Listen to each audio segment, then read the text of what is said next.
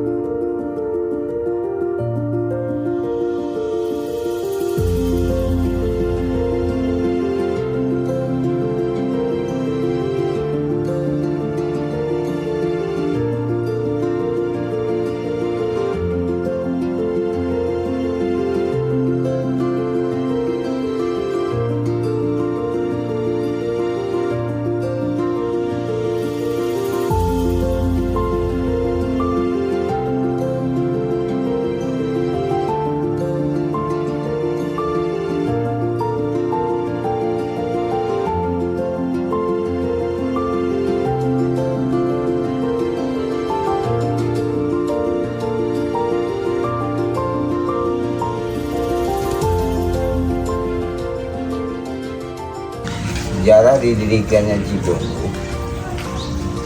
Suatu hari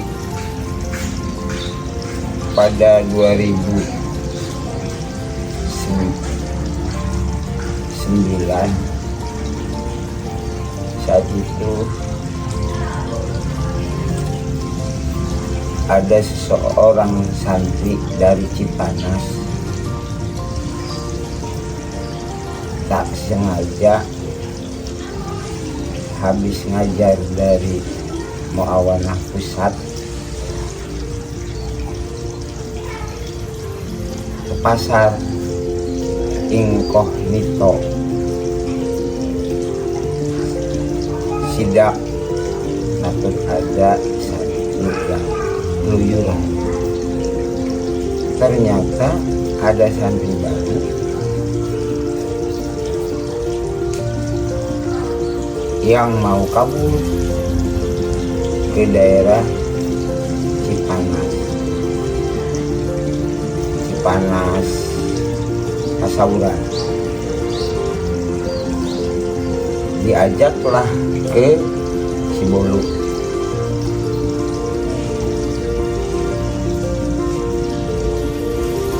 Setelah diomongin kenapa pulang, akhirnya dia merasa gak betah sampai berbicara bla bla bla bla. Udah, kata saya, di sini aja. Akhirnya memberanikan diri untuk mendirikan podcast Al-Mawanah. Jadi awal daripada berdirinya podcast Ciboluk adalah merehabilitas orang-orang yang punya cita-cita, diantaranya ada yang jadi polisi, ujang dari Rangkas. Jadi awal dari karena terobsesi terhadap orang-orang yang tidak mengenal Allah, bagaimana akhirnya mengenal Allah. Adanya dari pemain poli, dari orang nongkrong, itu awal mula berdirinya pesantren. Jadi kalau sosok beliau bagi saya, beliau itu sangat patut kita jadi tauladani, patut jadi contoh bagi kita. Karena apa? Beliau mengajar kita bukan hanya lewat teori, kan? Langsung praktek beliau mengajarkannya. Beliau dari kobol mengajarkan, mengaji kitab ini kitab itu, gitu kan? Dunianya ada, akhiratnya ada. Beliau malah mengajar santri-santrinya, terus paginya beliau mengajar santri-santrinya ngaji dunia. Apa ngaji dunianya? Dibawa ke kebun, gitu kan? Nah, akhiratnya ada, dunianya ada. Jadi santri-santri ini dianjurinnya jamaah, wajib itu jamaah. Ada cerita nih, pas saya itu bangun subuh kan, saya itu bangunnya subuhnya biasanya setengah 5, jam 5. Saya bukan jam segitu, karena itu hujan rintik-rintik yang sangat deras, enaknya itu tidur. Saya bangunlah jam setengah 7. Teman saya itu jam saya lolos itu kan, lolos itu dulu dia di kamar mandi. Pas saya mau nongol, ada bapak di pintu belakang itu. Ditanya saya, sudah sholat belum? Saya mau jawab sudah, kan saya bohong, saya jujur aja belum. Di situ saya dipelototin. Ulah dahar dia kok iya, dari gitu saya kelayang gitu kan, saya ambil wudhu langsung, saya ngelamun gitu aja. Itu pas dulu mah jamaahnya bukan di kampung tapi di masjid. Itu saya sangat diajar selalu jamaah. Jadi salutnya itu bapak itu bagi saya, pertama jamaahnya tidak pernah putus. Saya pengen sekali seperti beliau, jamaahnya tidak pernah putus gitu. Jadi menurut saya beliau ini sangatlah luar biasa. Walaupun beliau ini sakit waktu dulu, beliau itu putus jamaah karena satu sakit, yaitu diinfus. Tapi kalau sakitnya tidak diinfus, beliau tetap jamaah. Dia ngajak santri dia itu. Yang diajak itu ya yang mau aja.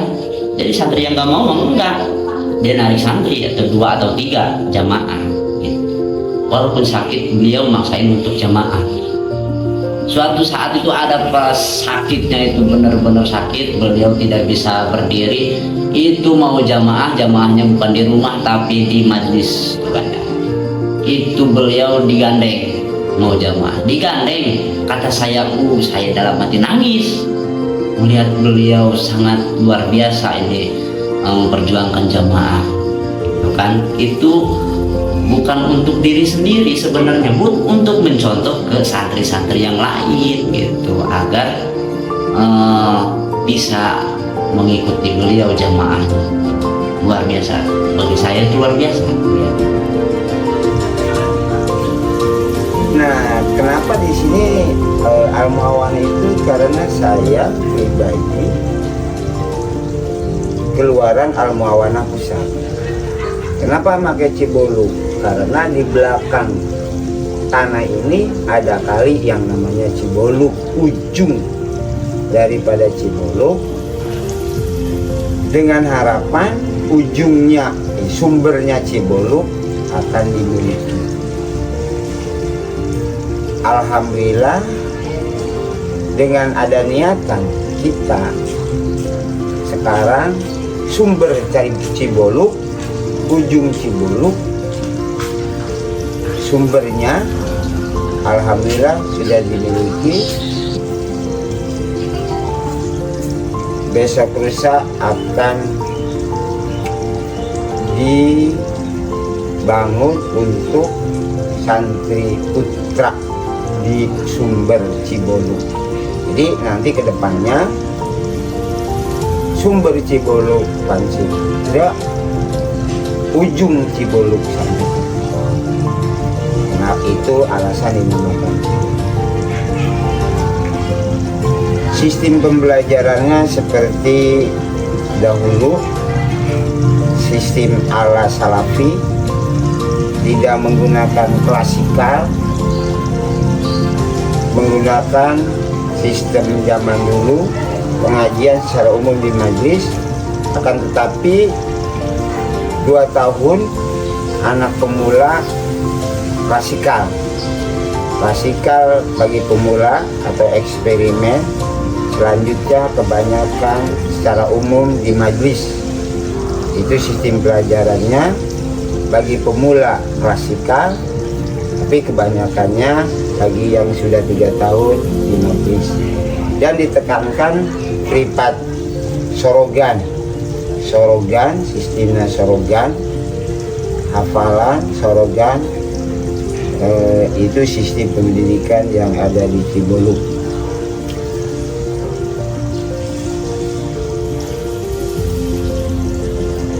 Selain mereka mengaji, saya mendidik, mengajarkan melalui bagaimana mampu mandiri, mampu sebagai fa'il, mampu sebagai subjek nanti setelah pulang dari Ciboluk. Di antaranya mendidik bercocok tanam, mulai cocok tanam padi, cocok tanam sayuran, cabai, dan boleh dikatakan pelawija. Dari mulai penggarapan, mulai penanaman, melalui pemupukan, mulai perawatan sampai panen, itu 75% dikerjakan oleh santri. Dengan harapan santri yang dari Ciboluk mampu mandiri, tidak menggantungkan terhadap orang tua. Di antaranya selain itu mampu mengayomi masyarakat. Tersirat ketika waktu kecil, waktu belajar,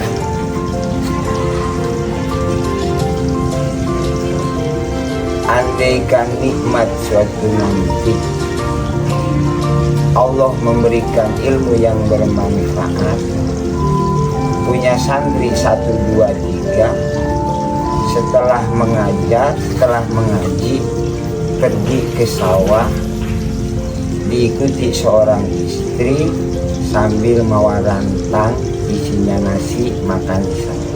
Itu tersirat cita-cita. Punya santri 3, setelah ngaji ke sawah. Allah mengabulkan. Sampai hari ini setiap habis ngaji, kadang-kadang sebelum ngaji bagaimana situasi, kami berangkat ke sawah, setelah itu mengaji. Kadang-kadang setelah ngaji, alhamdulillah Allah mengkabulkan cita-cita waktu belajar. Ini logonya beda daripada yang lain. Kun kal kaum walatakun kal mau. Ini dulu di sini ini hutan belantara. Jangankan orang yang mau, kambing aja gak mau ngisi. Karena ini hutan belantara dipenuhi dengan semak-semak bukan. Teringat sampai pembersihan juga banyak ular. Bahkan masih ada harimau. Tahu harimau jadian, tahu harimau beneran. Maka dengan demikian, siapapun yang bersama saya di sini, yang belajar di sini, ibaratnya bagaikan kau. Mana kau